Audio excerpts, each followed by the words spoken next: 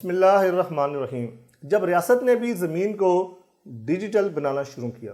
میں ہوں عابد محمود مغل اور آپ دیکھ رہے ہیں بزنس رپورٹ۔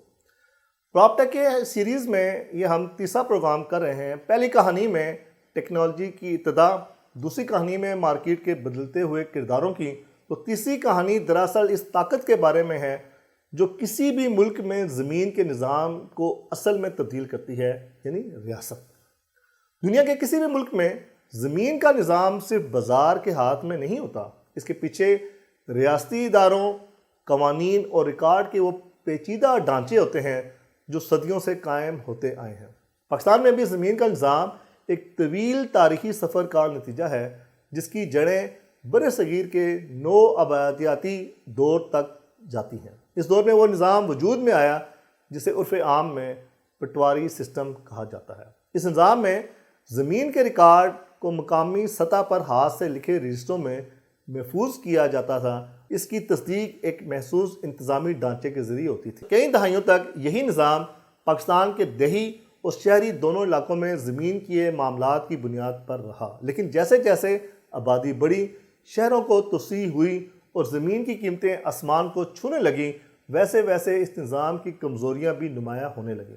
کاغذی ریکارڈ میں غلطی یا جعل سازی کا امکان ہمیشہ موجود رہتا تھا اور بعض اوقات ایک ہی زمین کے مختلف دعوے سامنے آ جاتے تھے۔ یہی وہ مقام تھا جہاں ٹیکنالوجی نے ریاستی نظام کے دروازے پر دستک دینا شروع کر دی۔ پاکستان میں گزشتہ 2 دہائیوں کے دوران زمین کے ریکارڈ کو ڈیجیٹل بنانے کے لیے مختلف منصوبے شروع کیے گئے۔ ان میں سب سے بڑا منصوبہ پنجاب میں شروع ہوا جسے پنجاب لینڈ ریکارڈ اتھارٹی کے نام سے جانا جاتا ہے۔ اس ادارے نے زمین کے روایتی کاغذی ریکارڈ کو ڈیجیٹل ڈیٹا بیس میں منتقل کرنے کا عمل شروع کیا اور صوبے بھر میں لینڈ ریکارڈ سینٹرز قائم کیے گئے جہاں شہری اپنے زمین کے ریکارڈ کی تصدیق حاصل کر سکتے ہیں۔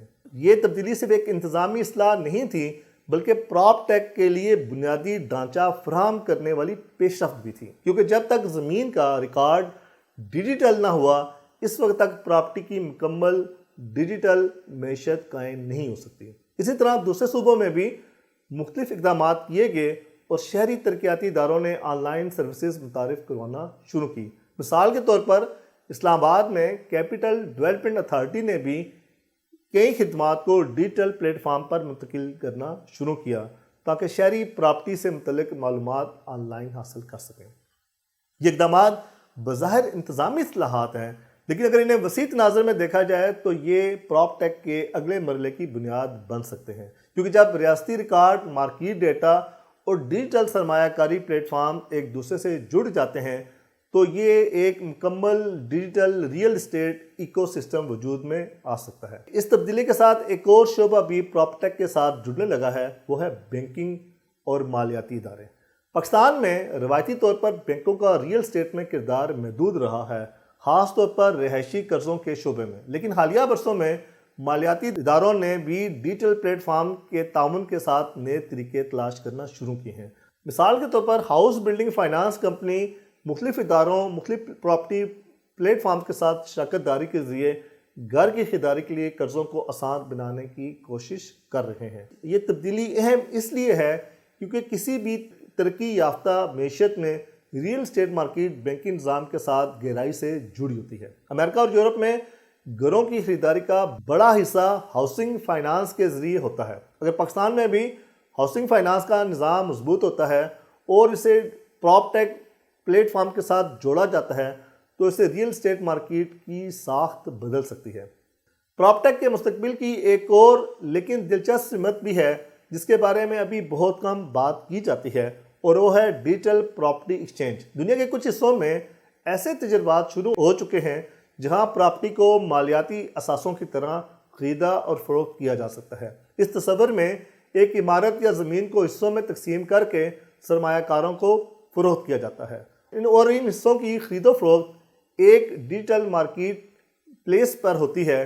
اس ماڈل کو اکثر بلاک چین اور ٹوکنائزیشن کے ساتھ جوڑا جاتا ہے۔ پاکستان میں یہ تصور ابھی ابتدائی مرحلے میں ہے، لیکن کچھ سٹارٹ اپس اس سمت میں تجربات کر رہے ہیں۔ مثال کے طور پر ڈاؤ پراپ ٹیک ایسے ماڈلز پر تحقیق کر رہا ہے जहां रियल स्टेट को डिजिटल टोकन्स में तब्दील किया जा सके। इस तरह के मॉडल को अगर कानूनी और रेगुलेटरी फ्रेमवर्क के तहत कामयाब किया जाए तो वो रियल स्टेट सरमारी को मुकम्मल तौर पर तब्दील कर सकते हैं। ताहम हर इनकलाब की तरह प्रॉपटेक के साथ भी सवालात और खदशात मौजूद हैं।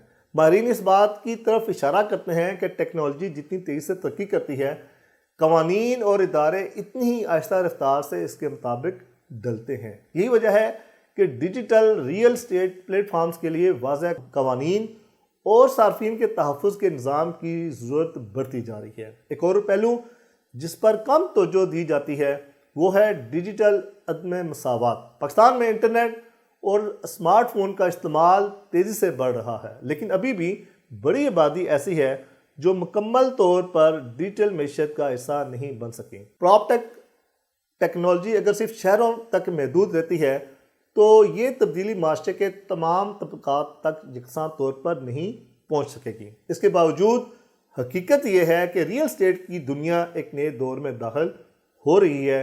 टेक्नोलॉजी ने इस सनत के बुनियादी असूलों को चैलेंज करना शुरू कर दिया है।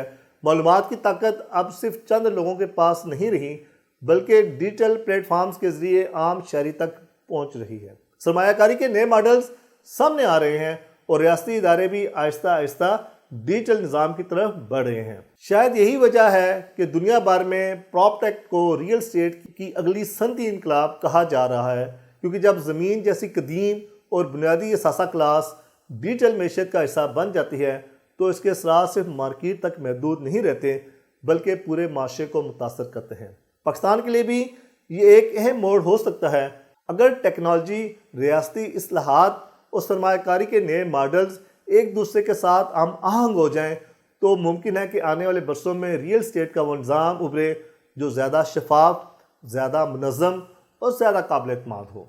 और अगर ऐसा हुआ तो शायद आने वाली नस्लें ये सुनकर हैरान हो कि एक ज़माना था जब ज़मीन की मलकियत का फ़ैसला मोटी फाइलों और हाथ से लिखे रजिस्टरों के ज़रिए किया जाता था, क्योंकि वक्त के साथ साथ ईंट और मिट्टी की ये दुनिया भी डिजिटल और एल्गोरिथम की ज़बान सीख रही है और यही ज़बान मुस्तकबिल की मैशत को शक्ल दे सकती है। नाज़रीन, इस प्रॉपटेक के हवाले से अगली किस्सा आपके सामने लेके आएंगे।